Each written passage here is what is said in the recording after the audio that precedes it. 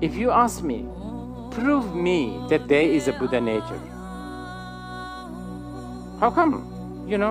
Day by day, all I feel is negative. I'm filled with emotions, negative emotions. How do I know that there is a Buddha nature, right? Minute by minute, moment by moment, I'm filled with all this dirt. How do I know there's a Buddha nature? The Mahayana's answer is, because you are dirt, the defilements are all temporary and purifiable, removable. This is one of the main logic. And that you should accept. For instance, when you get angry, how long do you get angry? 1 week, 1 month, 2 months, 1 year. Your emotions come and go. It's all temporary. This is a good proof. Another example is like the cloud covering the sun. Cloud goes and you think the sun arises.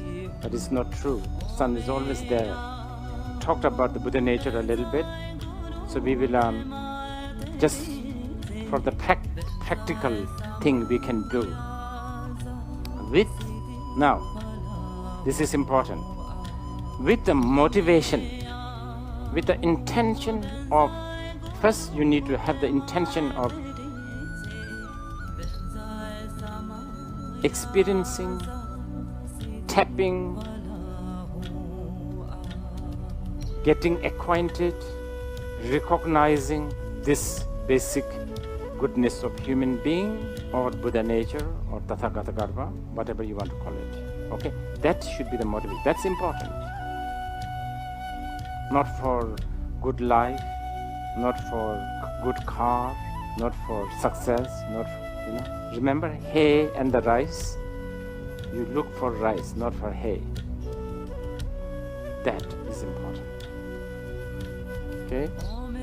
With this motivation, we will apply few disciplines, very simple, such as sitting straight. So please sit straight. And as you sit straight, just watch your thoughts. And as the thought arises, do not judge.